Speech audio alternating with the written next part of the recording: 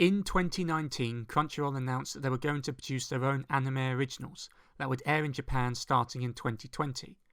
And with 2020 coming to a close, I decided to rank the half dozen shows that came out this year based on my personal preference. Because why not?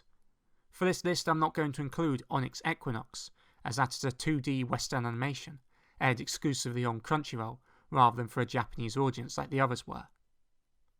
So with that said and done, let us begin.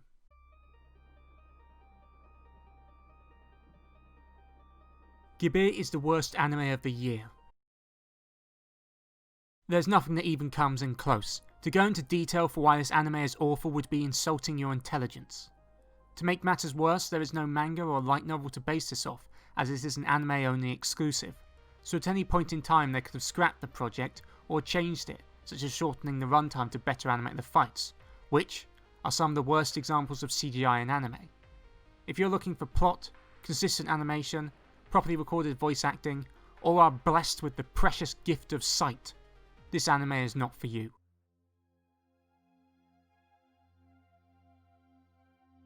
There are two ways to rank Noblesse, including the OVA and without the OVA. Without the OVA it is a mess, and with the OVA it just feels like an average weekly show. I have an entire video on how the lack of signage to the OVA undermines interest in this show, but even with the OVA included there's nothing that jumps out at you that makes you want to continue watching past the first few episodes. The male character designs are similar to that of a shoujo manga, with the action and fight scenes comprising that of a shonen manga. There's nothing inherently wrong with the show, but there's also nothing exciting that grabs the viewer. It just feels like a middle-of-the-road average seasonal show, as in after it finishes airing, you immediately forget about it. Personally, I think this show suffers immensely because of how eye-catching the webtoon anime preceding it were, with the show lacking the flair that God of High School had, or the mysterious world that Tower of God had. With anime viewers expecting something amazing from the 3 webtoons that Crunchyroll decided to animate, Noblesse is lacking that something special to make it stand out, with it coming across as a slice of life combined with a few supernatural fighting scenes. It is not a bad anime if you watch the OVA to make sense of the first episode, but it is not something you can recommend watching if you want to watch something unique, unlike the other anime later on this list. Which is why I rank it so low, as unlike the next anime on this list, you could certainly forget about Noblesse's existence.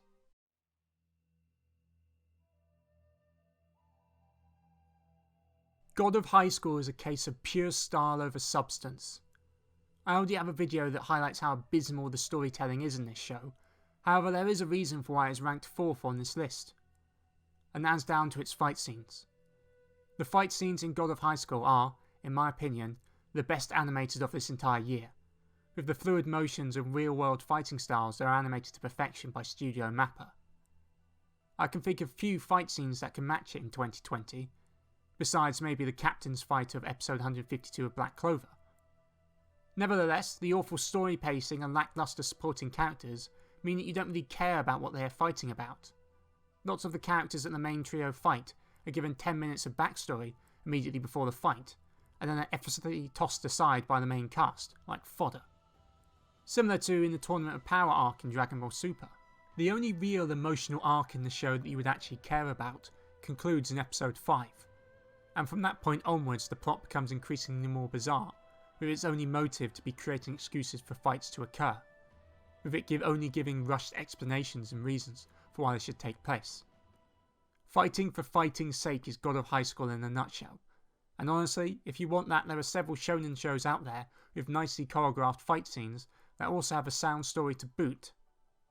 Nonetheless, the animation is something special and is incredibly unique, so I can recommend watching it for the fights alone. Just don't place any thought in anything else that happens.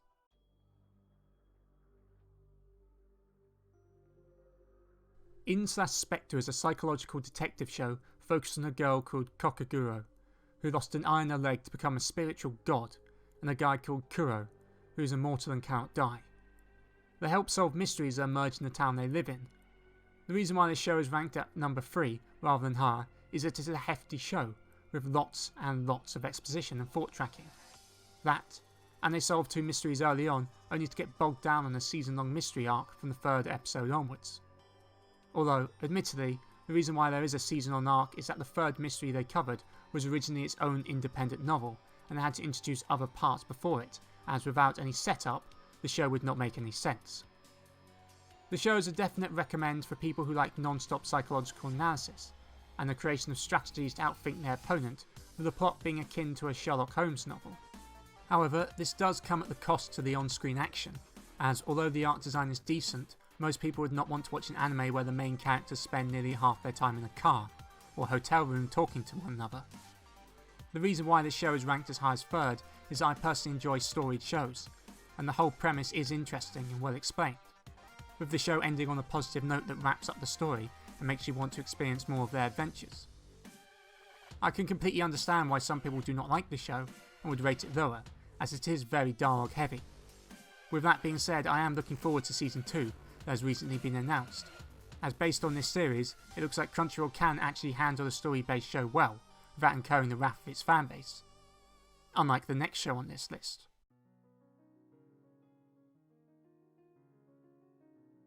Tower of God is the opposite of God of High School. Where God of High School was enjoyable for people who liked animation over story, this is a story over animation type of anime. Not to say the animation is bad, as it mimics the web novel style, but since the anime is animating the start of the web novel series, you can see how it comes across as worse than the others on this list.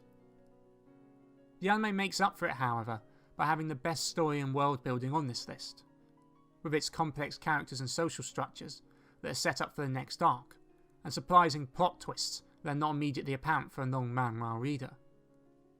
The problem that some people have with Tower of God is that it is a bad adaptation of the source material, and that the webtoon has been ruined, as the key grittiness and darkness of the world had been toned down to fit a TV audience.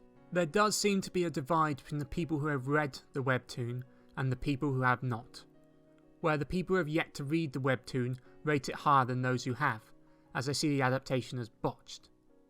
That being said, it is still a good anime to watch for people who are not going to read the webtoon, and I definitely recommend watching it, as it is an anime that you get enthralled with the universe it exists in, even if it is not as dark as some manhwa readers want it to be. Since it apparently only covers the prologue in the webtoon, I don't see that the story is completely ruined, as they could easily make up for it in the second season. The score and sound design is also by far the best on this list, with the epic atmospheric music and action sounds that enthrall the listener to no end. It would have been number one, but there's one other show on this list that I think is the all-round better show. This show is pure wholesomeness from beginning to end. A rough summary plot of the anime is that a guy asks a girl out, and she tells him he must marry her first. A few years later, she appears on his doorstep and asks to marry him. He says yes, they go to the registration office and get married, and then they begin their new life together.